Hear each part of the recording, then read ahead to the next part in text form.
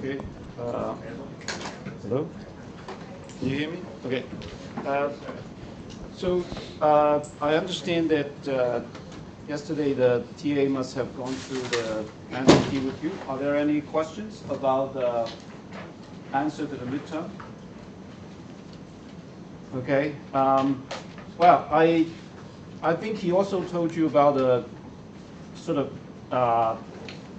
what is the approximate letter grade that correspond to your number of grades, right? So that's only approximate.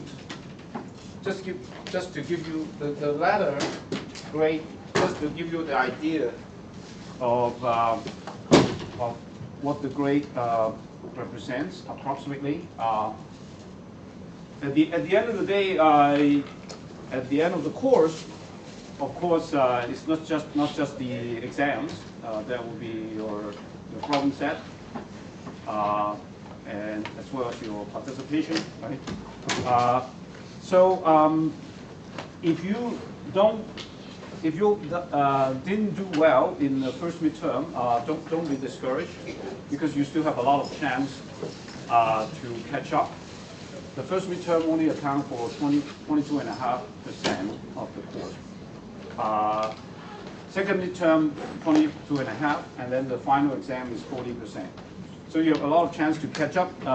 So don't be discouraged. But on the other hand, I also want to remind you, some of you, especially those who maybe get an F grade or D grade according to this, according to our mapping. I like to help you if you have questions about the course.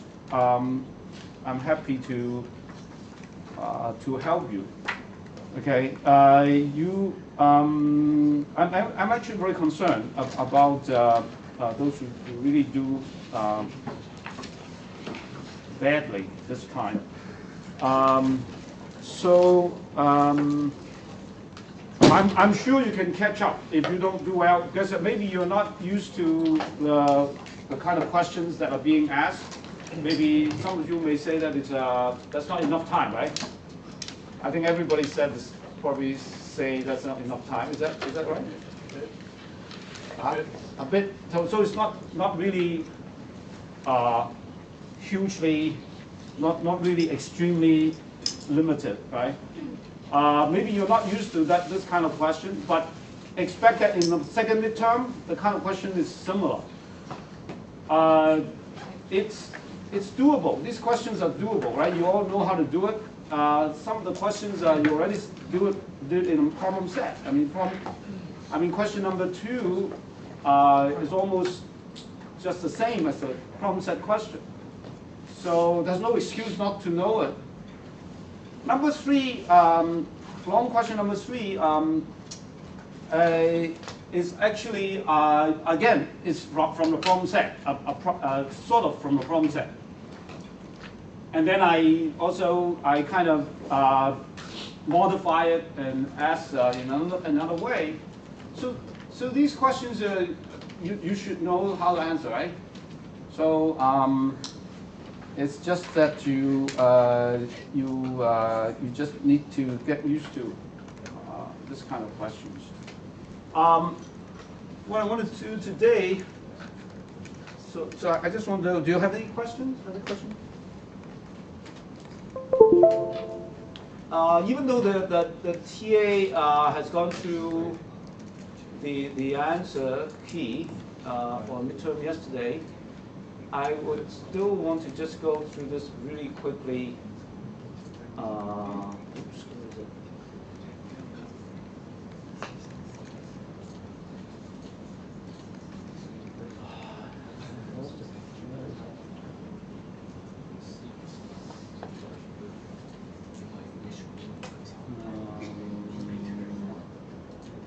Okay, here.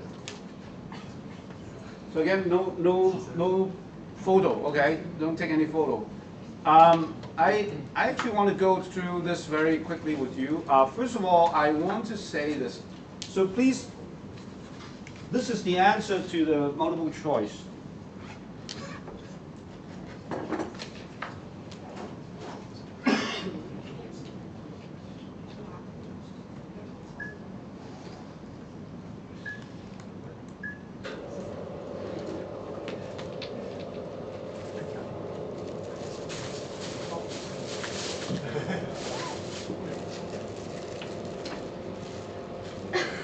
So it's okay.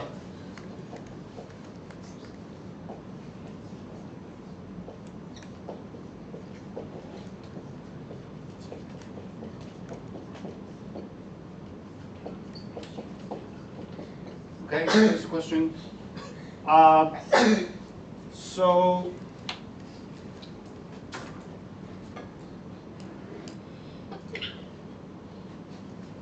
I only go through some very more difficult ones. So the question, which of the following is most accurate? The expected dollar rate of return on euro deposit is equal to euro interest rate plus the expected rate of depreciation of dollar against euro.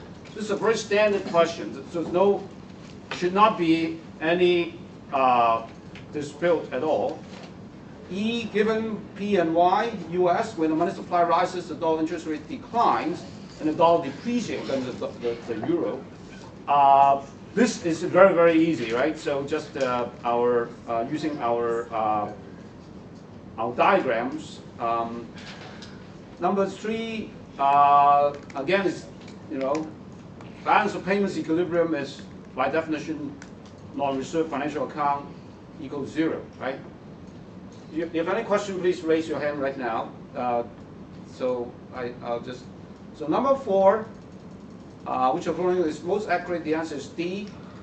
And increase the money supply lowers interest rate, while foreign money supply raises interest rate given the price level output. That's very easy, right? Current account a balance equals the change in net foreign wealth. That's also very easy. By definition, this is true. If the dollar interest rate is 10% and the euro interest rate is 6%, then an investor should invest only in euros if expected dollar depreciation against the euro is above or equal to 4%. So this is a rate of depreciation of the dollar against euro. So again, that is very intuitive, easy.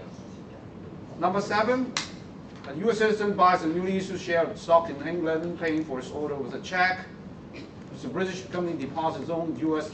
bank account in New York House to transaction account for and balance payments account of one of the countries. C, financial account, U.S. asset exports. Okay, so this is this is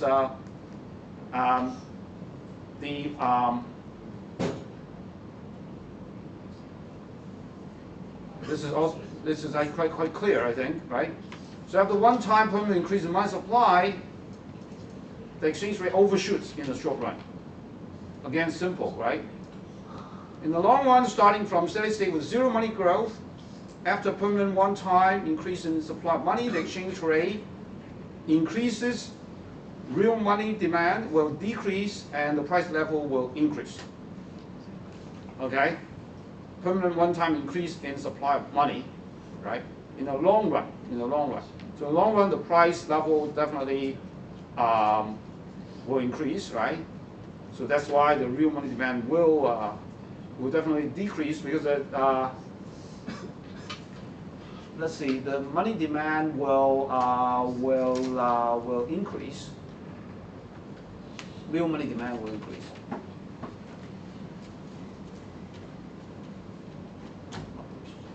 Exchange rate will increase.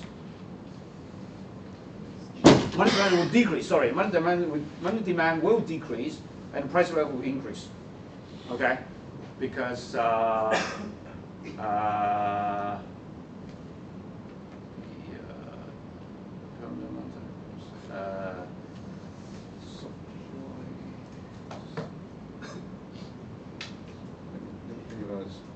so the real money demand, let's see, so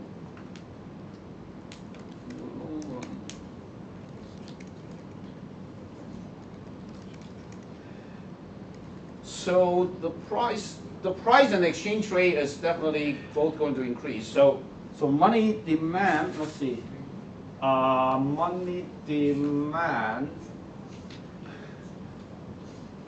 MSP equals to money demand.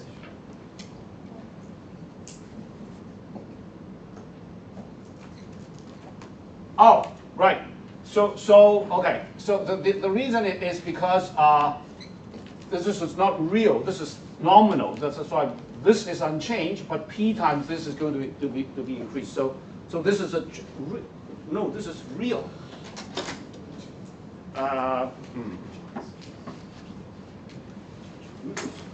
This is real money demand, right? So interest rate. So maybe that's something nominal. So I may have a mistake here. Real money demand will be unchanged.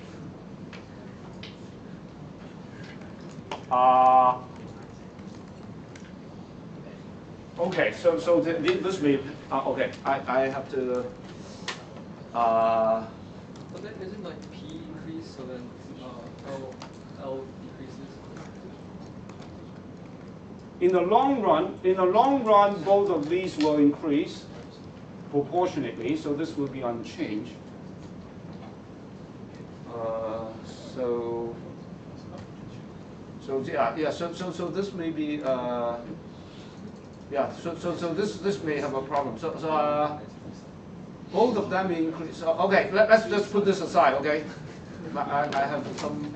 So suppose the 1 year forward price of euro in terms of dollars equal to this. Further assume the spot rate is this and the interest rate this, and euro is 10%. Under this assumption, cover interest rate does not hold. Okay, so you just do the calculation, right? So cover interest rate says that R is going to R star plus F minus E divided by E. So you just plug in and they're not equal, so that's why it's C. Okay? All right. Given P US and Y US, an increase in European money supply causes the euro to depreciate against the dollar, but it does not disturb the US money supply. Okay, so this is the answer, D, right? Non-deliverable forward exchange markets in Hong Kong and Singapore have to circumvent the inconvertible currencies that cannot be traded in foreign markets. Okay, they can. Inconvertible currencies that cannot be traded in foreign markets, right? So this may be a little bit. You need to read the box. Oh, actually, this is not in the box. But I actually explained it in the slides, right? Okay. So because the currency because of capital control, the currency is not allowed to move out of the country. Okay, but it's this kind of non-deliverable forward market occurs actually outside of the country. Okay, so for example, the RMB, okay, used to be the RMB. People cannot move RMB out of China. Used to be, you cannot find RMB very easily outside China. But still, there is this contract that allows. Some foreign firms, they want to hedge their exchange risk against the fluctuation of the RMB exchange rate. So they actually buy this kind of non-deliverable forward because they basically, if you have a US dollar, they are basically, the other side will pay you US dollar, or you pay the other side US dollar, depending on whether the exchange rate is better than you expected or worse than you expected. Okay, so it's because of inconvertibility of the currency. Okay, 13. If the representative European costs 40, the representative. Then the price of European basket. This basically is about real exchange rate. Okay, so the answer is A. You just calculate the real exchange rate, the relative price of the home good relative to foreign goods. So the answer is A. And then 14, what's the following statement the most accurate? The answer is C. The short and long equilibrium price level is the value of P satisfying this. So this is nothing more than saying that this is just like this, just like what I've written here. Okay? Okay? And then which one of the following is most accurate? The answer is A. A permanent increase in countries multiply causes proportional long and depreciation currency against the foreign currency. Okay? So the answer is A. Expected. What is the expected dollar rate of return of euro deposit with today's exchange rate at this next year? So this is just the standard kind of applying the what so R star plus EE minus plus EE minus E divided by E. So basically it's just like that. So you just plug in the number. You plug in the number and then you get C, 11%. Okay? It's nothing more, nothing special. Which one of the following is most accurate? The answer is E. So both A and D. So for a fixed interest rate, a rise in the future exchange rate causes a rise in current exchange rate. Okay? And then for a given dollar interest rate and constant expected future exchange rate, a rise in interest rate of euro causes the dollar to depreciate. So, okay. So this, you just use a diagram that, that kind of diagram, the foreign exchange market and,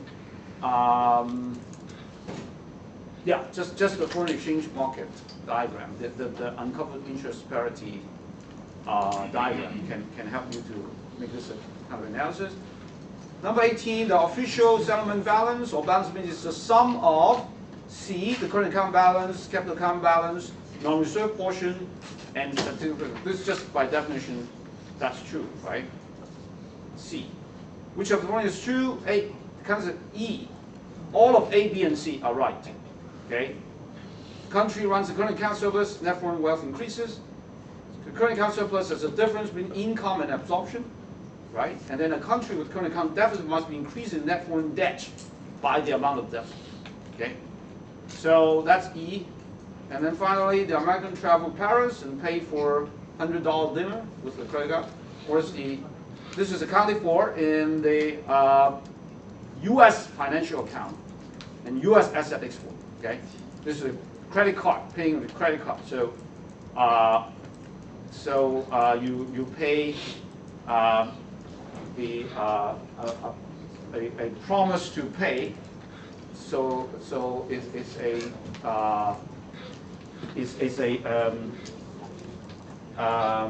claim. Okay, you give people a claim. The French restaurant get the claim. Okay, so that is the multiple choice part. So the TA already covered the long questions, right? So there's no need for me to go through unless you have any questions about these. So here has already gone through this, right? These things, and then this one, velocity money, and also the last question. Okay. So I kind of feel that a lot of you didn't do well in question number 3, which I'm actually surprised. Maybe it's because it's the question number 3. If I have moved it to question number 1, you may have done better, perhaps. So next time, maybe I'll pay more attention to the order of the questions. Maybe I guess you guys are already expert in taking exams, so you know how to strategize by sort of. It doesn't matter the order, but it seems that the order of the question still matters a little bit. So you should manage your time well, right?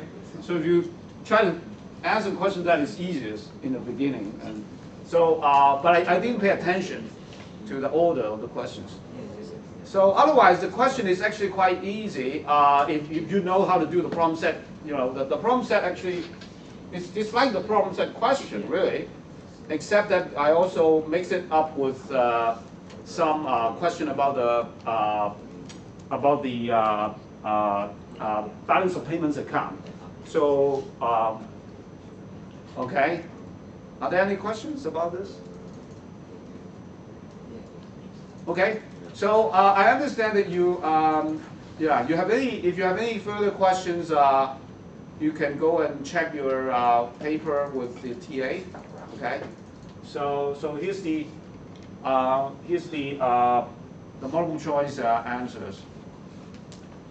So okay.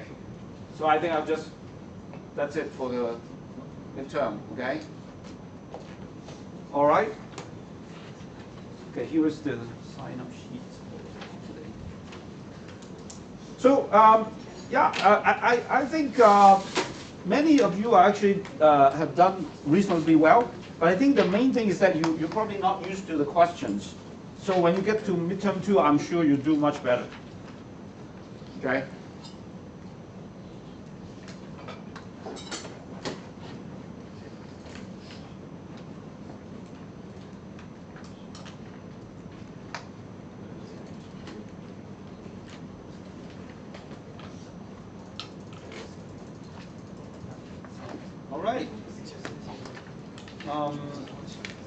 So last time we were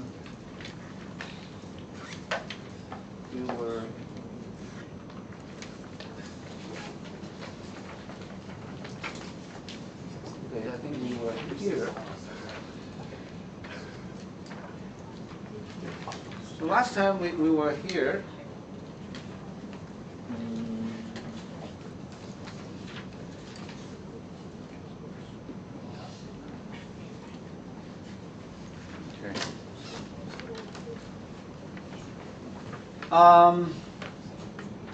Now it's important to understand that the output, the value of output, so this is an equilibrium condition.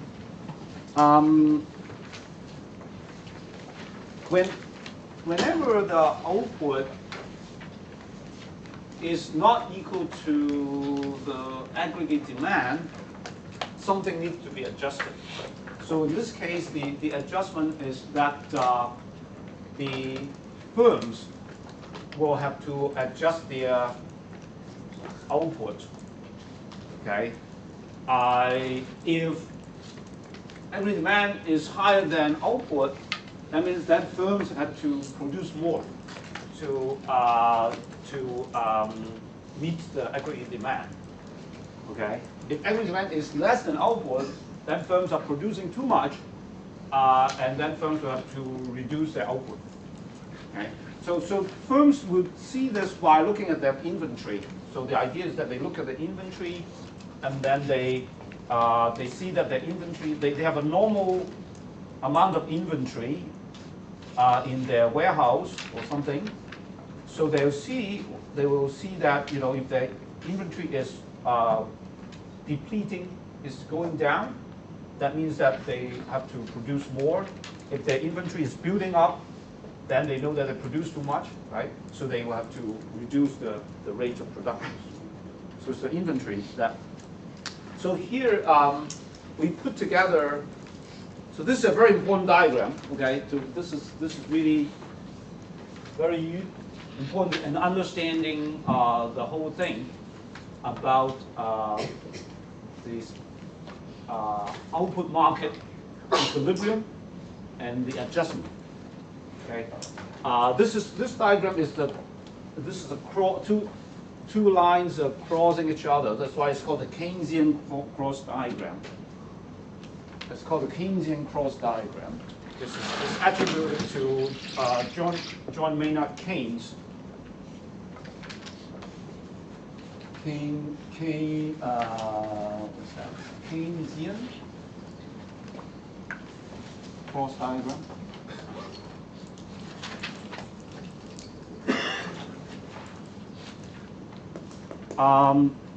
So here you have two curves, and in fact, it's mainly just the most important curve is the blue curve. The blue curve tells you it's the aggregate demand curve. It plots the aggregate demand against the output. Okay, and it's upward sloping, and its slope is less than 45 degrees, and it cuts the vertical axis in a positive. So why is it like that? Just think about this blue curve. Okay, focus on the blue curve. Why is it like that? So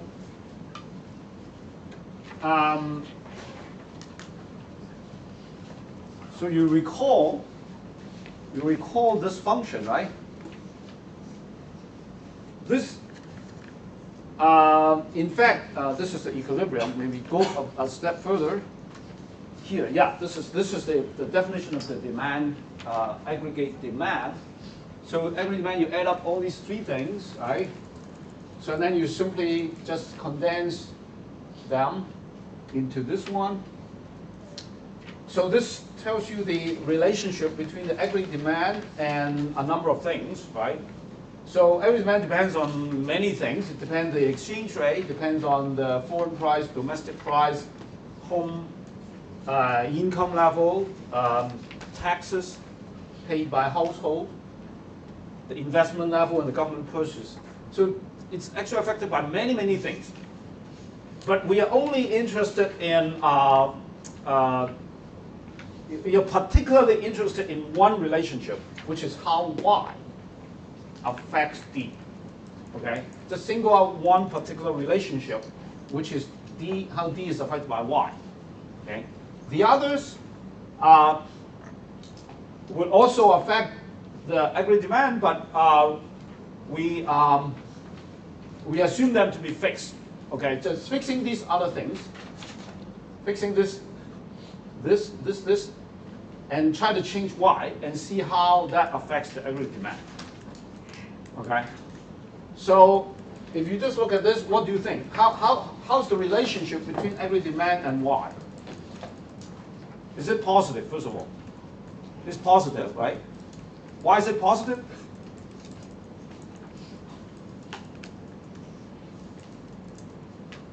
Why is it positive? Why do you think, if I fix all these things, except this, and then I try to change Y, if I increase Y, aggregate demand will increase? Consumption dominates imports. Okay, so consumption dominates, so what does it mean? So I increase output, I increase income, and so? You consume more goods. You consume more. When you consume more, that means that this component increases? And then also the CA decreases. But this component falls. At a smaller amount than C. But this effect dominates this effect. Yeah. Okay, this is you're perfectly right. So yeah, he's given a very good answer. So basically, in fact he's only described the last step of it. The first step is to say, okay, increase in Y, okay, increase in people's income, they will increase their consumption expenditure because the marginal propensity to consume is positive. Okay? Okay, this marginal propensity to consume.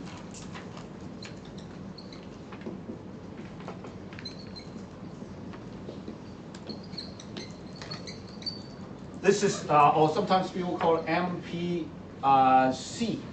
Okay? So this MPC is nothing more than just the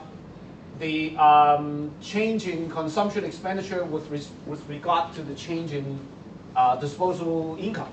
So it's nothing more than the change in consumption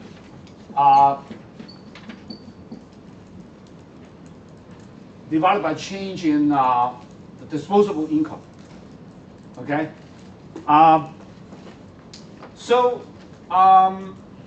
This is positive because if you have more income, you tend to consume more. Okay? But this is also less than 1. People, this should be less than 1. Because if you have more income, you would not just consume the entire increase in income. You would save some of it.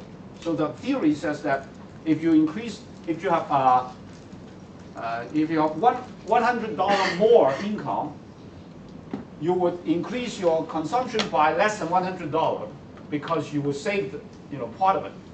Okay, so that's why it's less than 1 marginal. So in other words, because this is greater than 0, okay, this is greater than 0, but less than 1. So that's why this is positive impact. However, here we already said that an increase in disposable income will actually increase import, because import, at least part of the import is coming from part of the import is actually imported consumption goods. Okay, so in other words, when this increases, it also increases the imported consumption goods will increase, right? So that as a result, the import actually increases, okay? And this actually leads to it will have a which actually means that the net export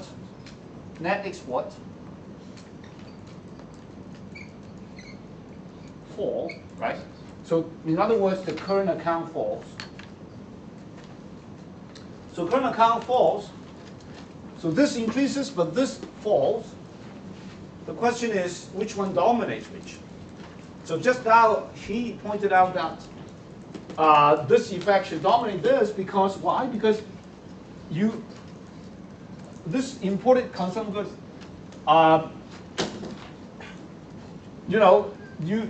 the one thing I forgot to say, when this increases, consumption expenditure increases, right?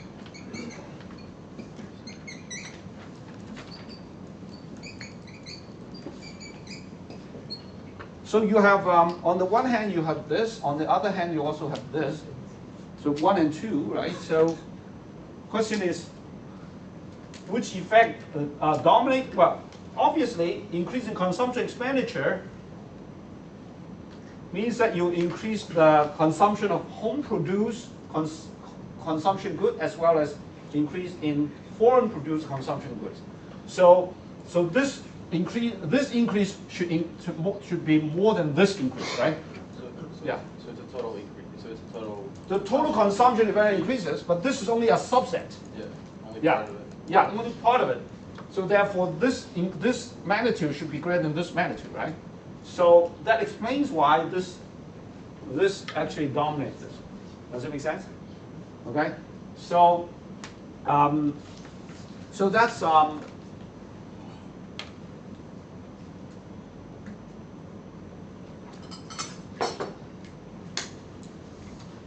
So coming back to this, because I want to motivate that this is positive, right? You keep everything unchanged, you just increase the y, you increase the d, because that effect dominates that. So, okay, so coming back to our question about this curve, so why this curve looks like this, why the blue curve looks like this, right? I said, first of all, it's upward sloping, easy to understand, upward sloping because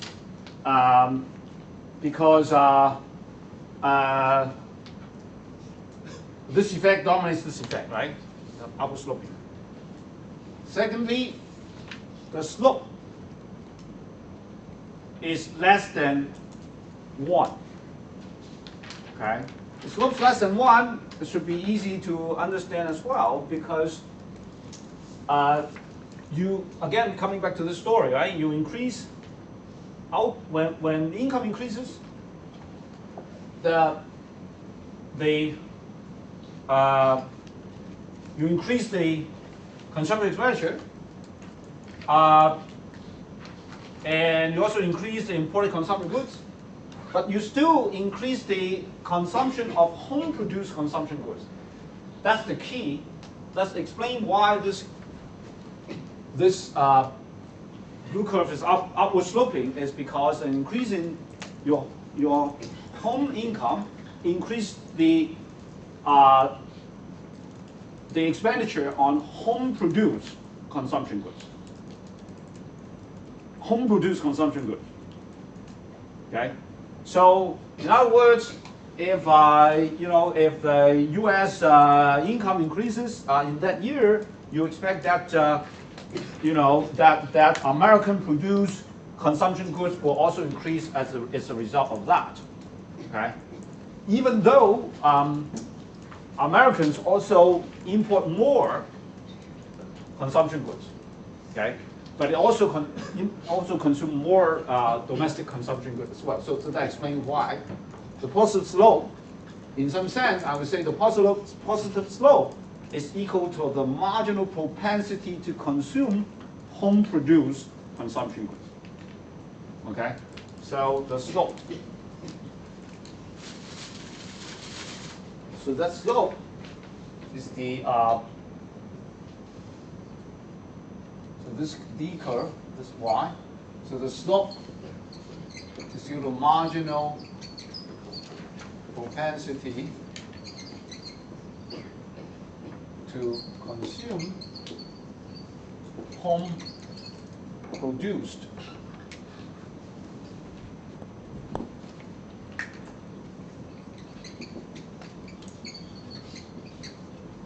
consumption goods. Okay, some goods and services actually. So just talk about goods and services. All right, does that make sense? Now this have a well, it has a positive intercept here. Well, that is. I don't have a very good explanation for this positive intercept, but it has to be a positive intercept. Otherwise, there cannot be any intersection. This red curve is nothing more than just a 45-degree line. Okay, so it helps you to get the equilibrium here, because the intersection of the red curve and the blue curve give you the equilibrium. Because it tells you this is exactly the point where the aggregate demand is equal to the output. Okay, so now the interesting thing is, why is this the equilibrium? Well, if why is this not an equilibrium? Why is 0.2? Why is this not an equilibrium? And why is this not an equilibrium? Okay, so.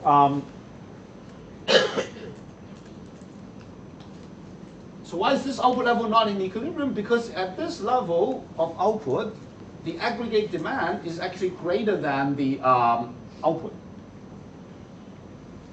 Okay? If aggregate demand is greater than output, that means that the firms are not producing enough to meet the demand. So firms will see their inventory falling. They see the inventory falling, they have to increase their output. Okay, so firms have increased the output. As firms increase the output, the Y will increase. Okay, so gradually move it to this direction until you get to this point. The firms will look at their inventory.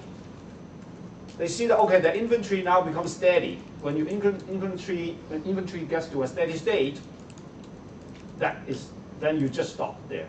Okay, so here, why is this not in equilibrium? Because at this output level, the aggregate demand is less than output. At this level, aggregate demand is less than output because it's below the 45 degree line, right? So if aggregate demand is less than output, that means that's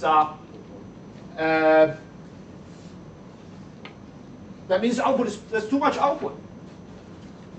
Okay, the firms see the inventory building up. So they have to reduce their output. They reduce their output, and then this will move to here until you get to here. Right? Make sense? Right? Yeah. So, right. Is there any question?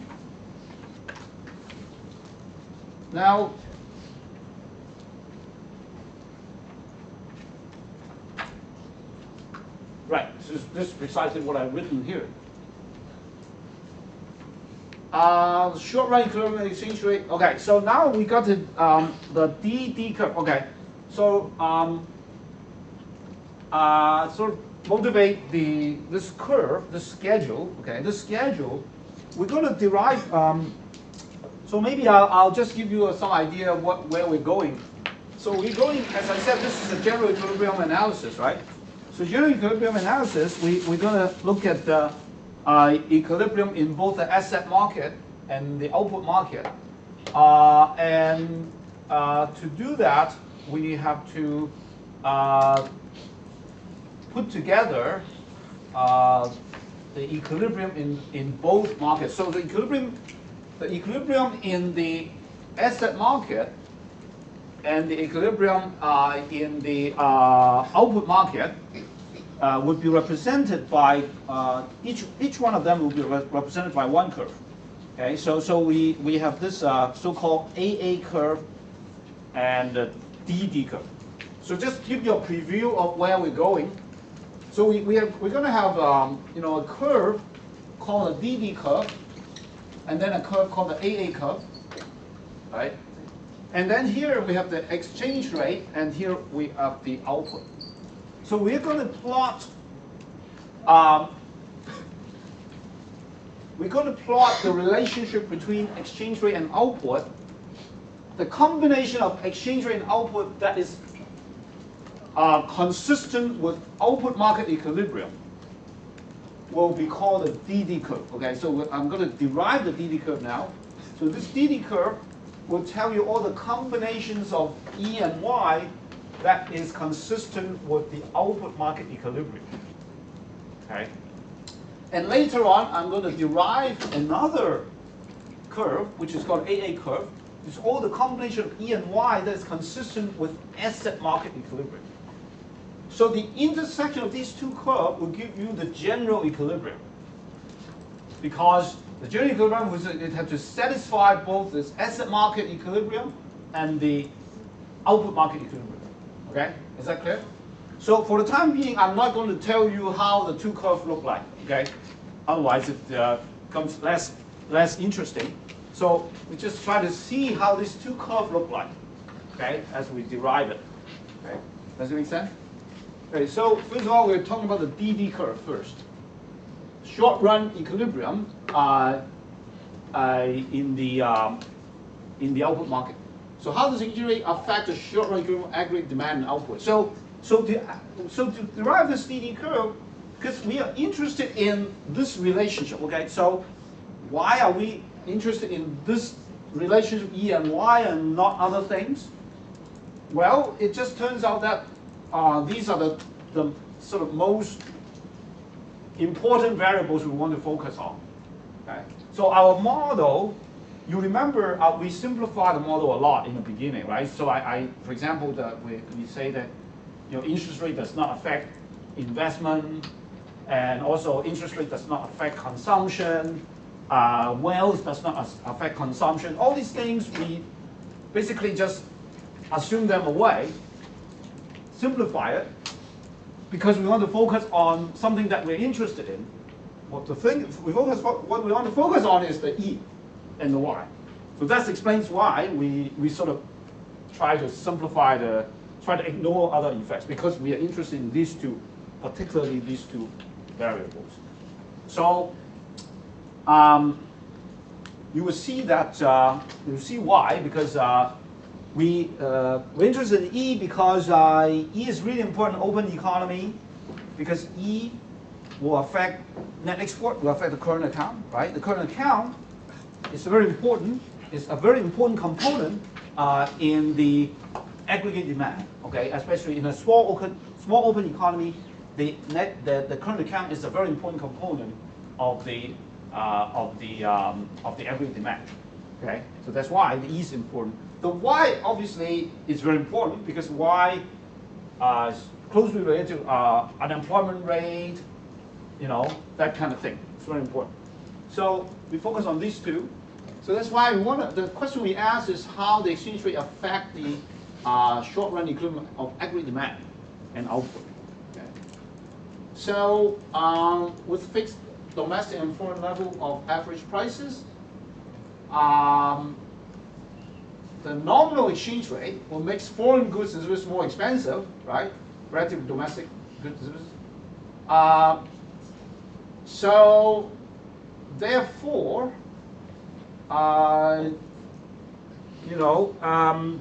it would increase the your current account, right? If you so a rise in nominal exchange rate means a depreciation, right? So depreciation will increase your current account, and so it can increase the aggregate demand, right? It will increase the aggregate demand. So what happened is that it will shift this blue curve up. Okay, it shift this blue curve up. An increase in E shift the blue curve up, and so it increases the equilibrium output. And in equilibrium, the output has to be equal to the aggregate demand, right? So the way to think about this is the following. So initially, you're in the in this equilibrium, point 1, and then the currency depreciates. If the currency depreciates, then the blue curve moves up, but momentarily, your output is still at this level. So at this level, because the curve already shifted up, your aggregate demand is actually more than your output. When aggregate demand is more than output, firms find their inventory falling. So they know that they need to produce more. So they have to produce more, and then they will produce more until they get to this point, deal with new equilibrium. Does that make sense? Okay. You have a question? Oh, no. Okay. So it's nothing more than just here tells you what is the relationship between E and Y. Okay, we're trying to derive the DD curve. You remember, right? So that's why we do this. So in other words, an increase in E is associated with an increase in Y in the short-run output market equilibrium. So therefore, you have this upward sloping relationship. You have this upward sloping relationship. So this relationship, we call it the DD curve. Okay? We call it the DD curve. Okay? Now the next thing is what about if other things change? How is it going to affect the? So other factors, if there's change in other factors, will actually shift the DD curve now. Okay. There are other factors. You remember other factors that affect the aggregate demand, right? So you have, for example, the change in P, change in P star, change in T, change in I, change in G, right? All sorts of things, all these things will affect aggregate demand, and therefore they will shift the DD curve. They'll shift the DD curve. Instead of moving along the DD curve, it's shift the DD curve. Okay? Does it make sense? So now first of all, let's look at the DD curve. The DD curve, what is the DD curve? The DD curve is, as I said, is all the combinations of output and exchange rate at which the output market is in short-run equilibrium. Right?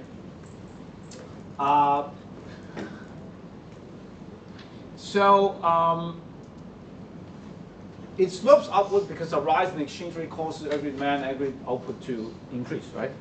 So,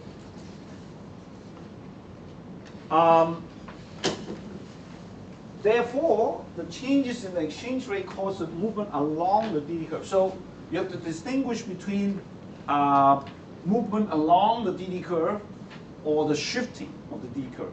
Okay. So any movement along the DD curve will be, let's say, from this to this, for example. What it means is that is when everything unchanged, but just the E changes. If just the E changes, then it would be just like this. Okay, so it's from a movement from point 1 to point 2 along the DD curve means that the E rises, Everything else remain unchanged. All the P and I and G and T and all these things unchanged, but only E increases, then output increases. This is movement along the DD curve movement. On the other hand, other changes will cause the DD curve to shift. Okay, there are many changes, right? So change in G. Okay, so let's not look at this. So let's look at a few things. Okay, so let's look at G. Let's look at let's say T, I. What else do we have? We have lots of things actually. We can have P. We have P star. Okay. There are these other things that will be affecting the aggregate demand. Right? So let's just do this one by one. So when G increases, what happened to the DD curve? So this is my question. Can anybody tell me what happened when G increases?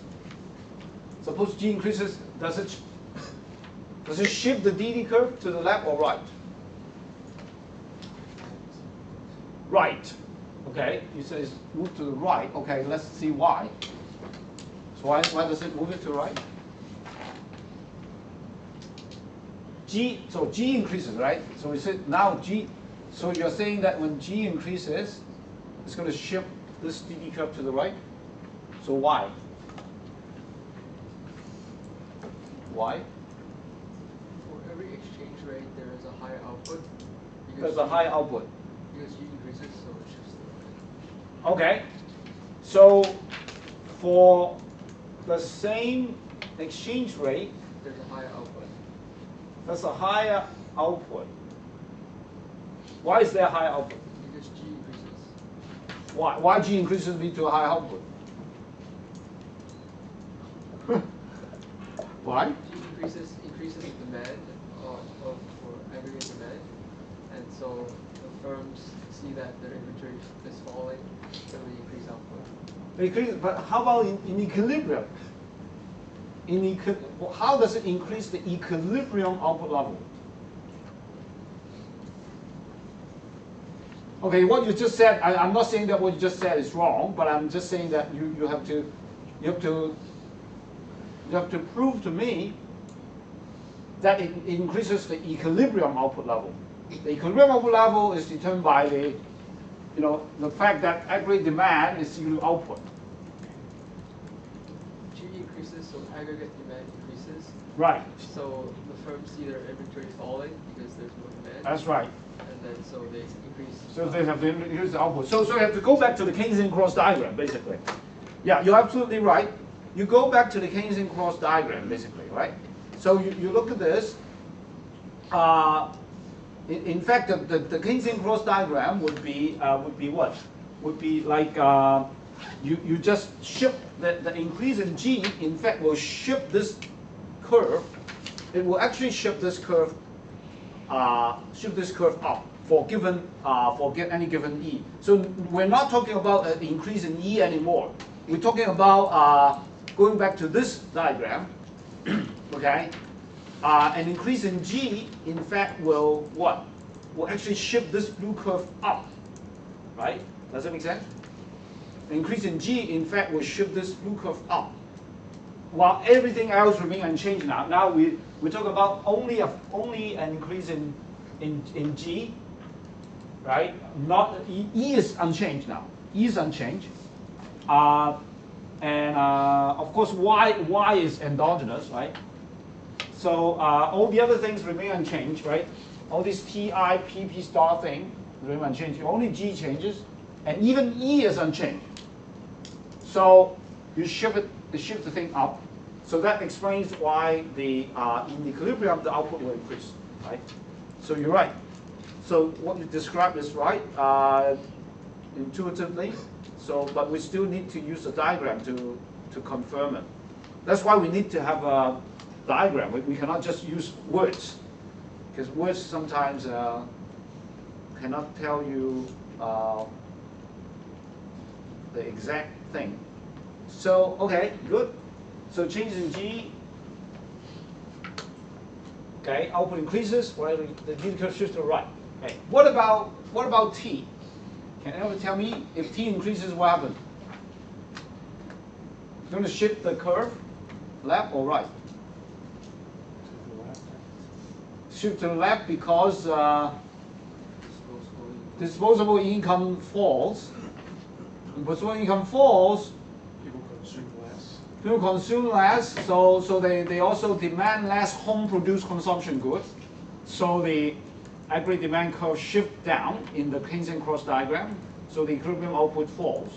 So what this means is that the T falls will lead to this to the right. Okay. What about I? Increase in I will shift the DD curve to the right, right? So I increase will lead to the shift. Now this is a little bit more interesting here. When P increases, okay, what happens? Doesn't shift. Huh? Doesn't shift. Why? You think it doesn't shift? It just move it along with E curve. Are you sure? I think so. The E doesn't change. I'm just talking about P.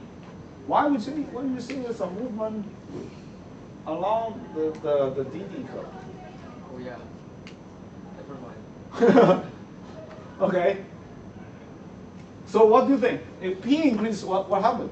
It shifts to the left. Shift to the left because an increase in P means what?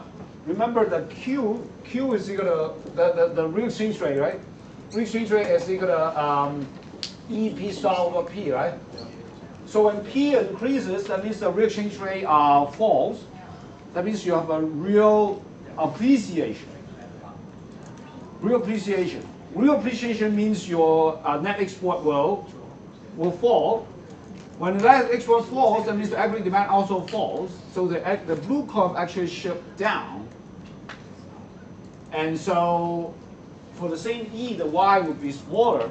So therefore, an increase in P will shift it to the left, and so a fall in P will shift it to the right. Okay, I purposely use the sometimes fall. I just do the opposite thing because I don't want to do, you know. And P increases, shift to the left, therefore P falls, we shift to the right. Okay. All right. Does that make sense? Well, on the other hand, P star, you can see that P star increases. When P star increases, the real exchange rate increases. That's a real depreciation. When foreign goods become more expensive, it improves your current account. Okay, improves your current account. So therefore, the blue curve will, the aggregate demand will increase. And so the blue curve shifts down. Therefore, for the same E, the Y is going to increase. So P star increase. Does that make sense? So basically, the idea is that, you know, when your home good becomes more expensive, this falls because home good become more expensive. That means it discourages export and encourage import. Okay, so that's why the way to think about this sort of, you know, real exchange rate depreciation or appreciation is to think about whether home goods are more expensive, has become more expensive, or foreign goods being more expensive. So here, all these things are there, right? Right. So here's what. This is what? This is a government demand and the position. Yeah. So G increases, shift this to the right, and we have already talked about it. Change in T, we shift it to the right.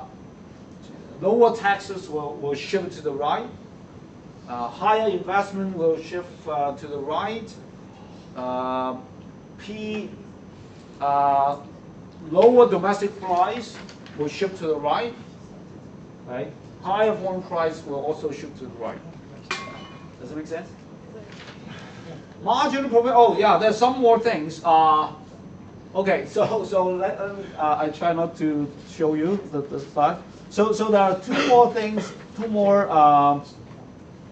thought experiment we can do. One is in the marginal propensity to consume. So if the marginal propensity to consume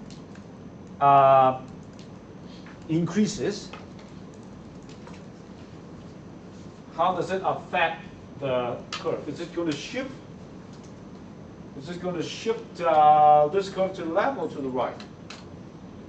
The marginal propensity to consume is the slope of the Keynesian cross diagram. Right. The D curve, right? It's the slope. If it increases, that it should. It will make it steeper. Steeper. Yeah. So strictly speaking, that slope is the marginal propensity to consume home-produced consumption good. But we're assuming that if this guy increases, it will increase both the marginal propensity to consume home-produced consumption good and marginal propensity to consume foreign-produced as well. So you're right. So if the marginal propensity to consume increases, it would presumably increase the marginal propensity to consume home-produced consumption good, which will increase the slope of the blue curve. Which means that for the same E, the output will have to be higher, right? So therefore, it will shift this curve to the right. Okay. So again, this MPC increases will shift this thing to the right. Make sense, right? One more. The last one, changes in demand of domestic goods relative to foreign goods. So suppose people's preference change, they actually now demand more home-produced goods relative to foreign-produced goods. Also shift to the right. Now, what's the rationale for that?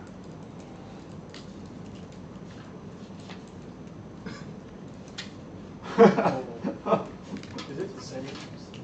What do you mean by the same? I mean, we're making a change. It's on one hand, you increase the consumption of domestic produced goods, and on the other hand, you reduce the amount. Oh no, increase to the right. You mean the one thing? You mean the home produced the dominance? You mean the first effect dominates the second, or is that what you're saying?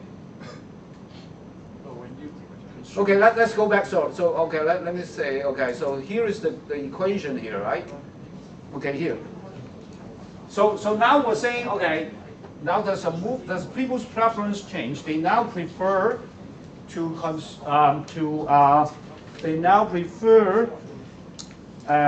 they demand domestic good more than foreign goods just because of preference.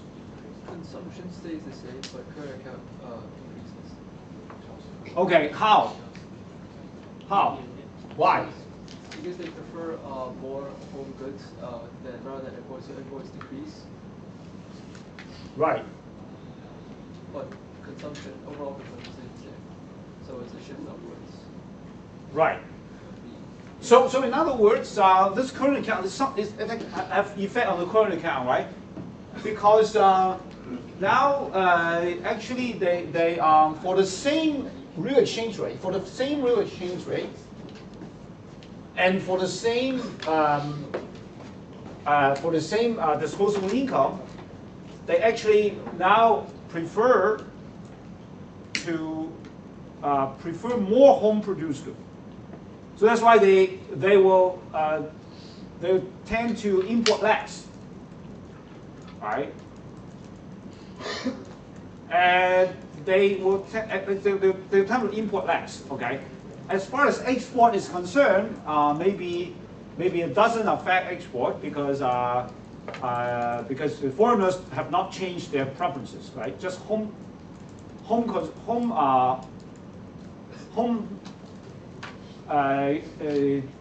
people they just want to consume more domestic goods, so import would reduce.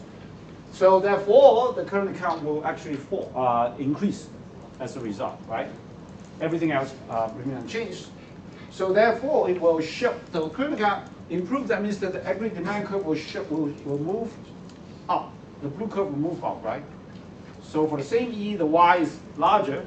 Therefore, it will therefore means that here there is a change in the demand, increase in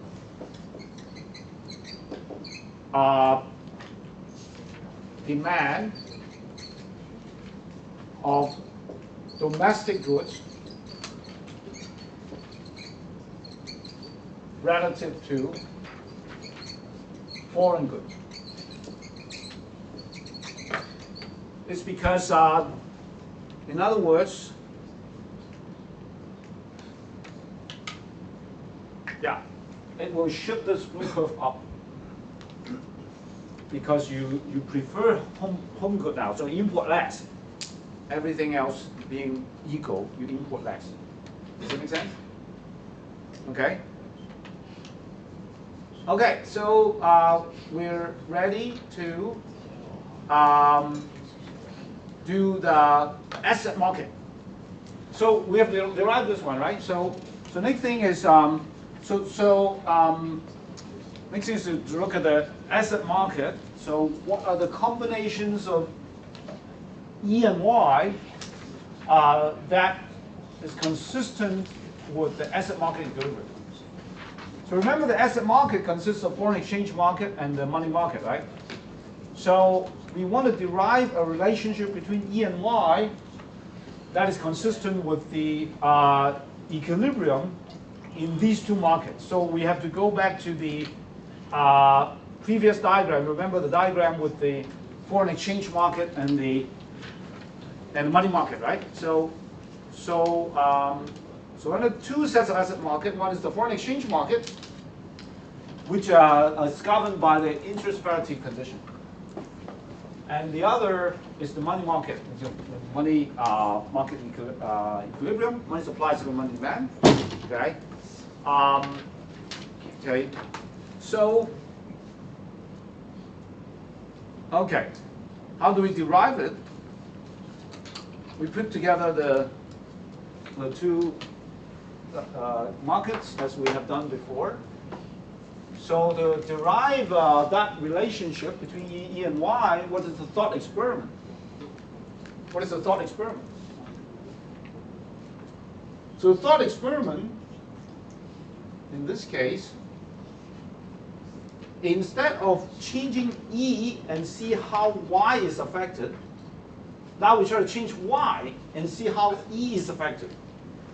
Okay, can you see here the difference? So in the derivation of the DD curve, we change E and see how Y is affected, right? So so in the derivation of the DD curve, we go through a thought experiment and see, okay, suppose there's a depreciation of the currency, everything else being equal, all these other variables unchanged. If E increases, what happens to Y in the output market, corresponding to the output market equilibrium? Now, our thought experiment is not to change E and see how Y is affected, but instead we change Y and see how E is affected. Why? Why do we do this? Why do we do it differently in this case? Why can't we change E and see how Y is affected? Because it's an asset market, so I'm assuming like we need to understand what is happening with the exchange rate first. Okay. So because it's asset market, you therefore. Because in the asset market, we need to like here the priority is to understand what is happening with the exchange rate, with the exchange rate. Sure. So okay. So you're saying okay. So we want to know how E is affected by the other factors, instead of saying how change in E affect the other things. Yeah. Yeah, maybe that is an acceptable point. In fact, let's see. I think it will be hard to. I think I'll try to interpret what you said, okay, in a slightly different way. Is that so typically in this asset market situation, it's we kind of the relationship is that how these output and how the interest rate affect the exchange rate. right? It's oftentimes it's how the relationship, the kind of causation is from how interest rate changes affect the exchange rate. It's not how the exchange rate affects the interest rate. Because oftentimes the interest rate is the thing that is more exogenous. Is affected by government policies. Interest rates are usually more affected by government policies or some external factors. Whereas exchange rate is more an endogenous variable most of the time. It's subject to changes due to changes in interest rate or other things, right?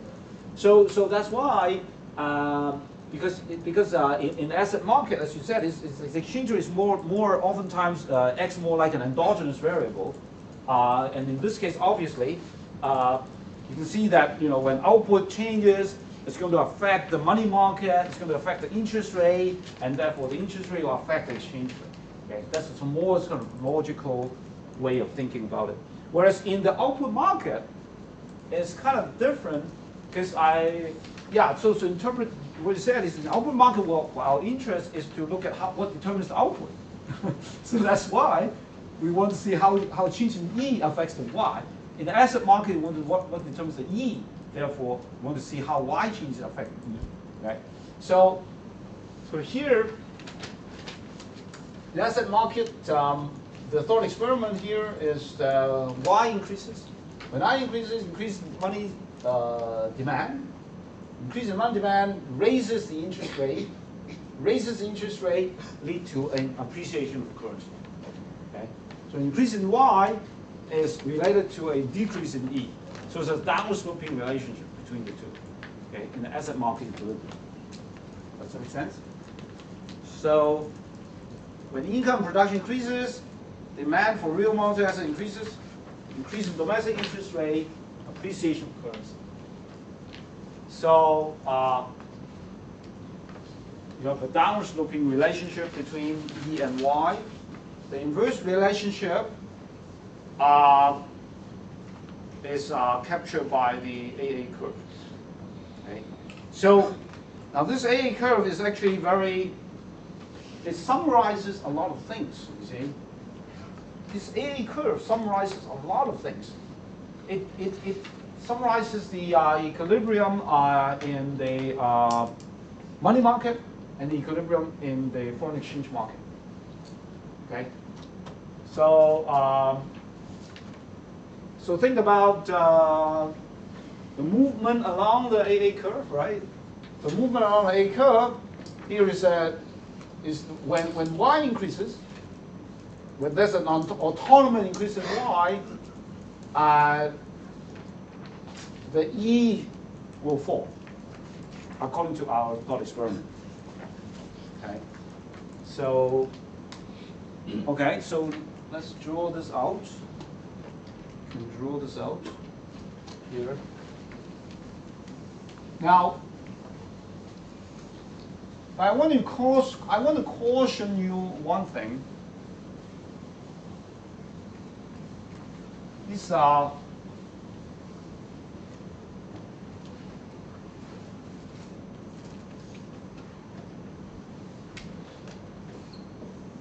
so we have AA curve, right? So we have an AA curve. So move along AA curve is when as Y changes, as Y increases, E falls. I want to caution you one thing, is that we are not saying that when you say that as Y changes, as Y increases, E falls, we are not saying that there is an exogenous increase in Y. Okay? In fact, at the end of the day, both Y and E are endogenous. So we're not saying that there's an exogenous increase in Y that causes E to fall.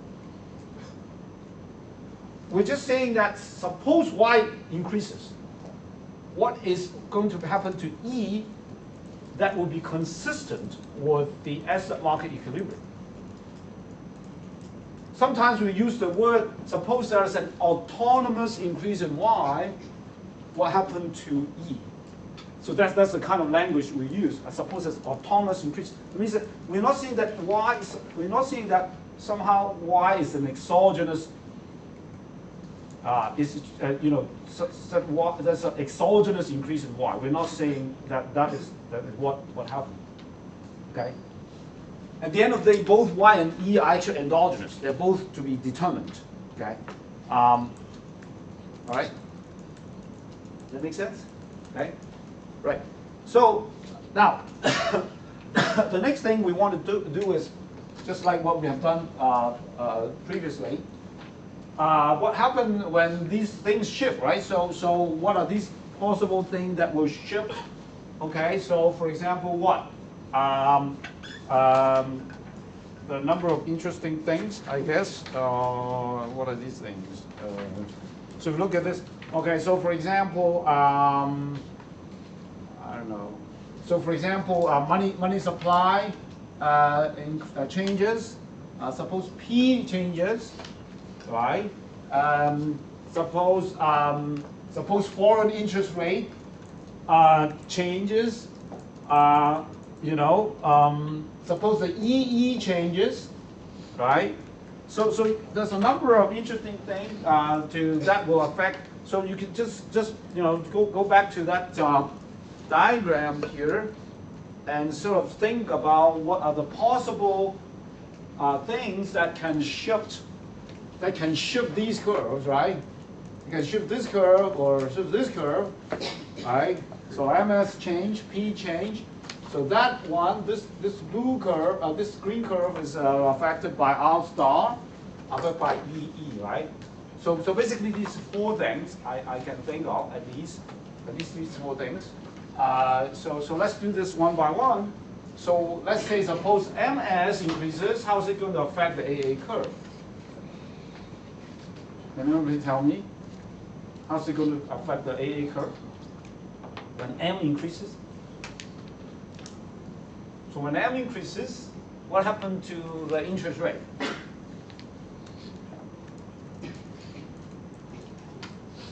In the short run. In the short run, P is unchanged, remember. So MS increases means that, so don't worry about this shifting, okay? So this shifting, you don't look at the shifting. If MS increases, that means the interest rate will fall, right? Shift this, interest rate will fall. That means that E will be higher, right? So for the same Y, E is going to be higher. That means what? The A curve shifts up. So now we talk about shifting up rather than shifting to the right, because we're now thinking our thought experiment now is for the same Y, is E going to be higher or lower? You see? So the E, this curve is going to shift up if MS increases, right? Because R will fall, the money market, right? So R will fall, and R falls, your depreciation, right, in the short run. So E rises for the same Y. Does it make sense? Now do some more. Suppose P rises, okay? So P rises, it's going to shift this curve up, right? So interest rate will rise. That means the E will fall, right? So another P increase will shift this guy down. So P, a fall in P will shift this up. Does that make sense? Because when P increases means that your real money balance falls. Your real money balance falls. Your real money supply falls. That the interest rate will have to increase because the money market, you don't have enough money supply, so you bid up the interest rate. Okay, so leads to an appreciation. Make sense? So okay, so actually I've already run out of time. I'm sorry. So we'll continue to do these other two next time. Okay, so any questions? Okay, have a nice weekend. Okay.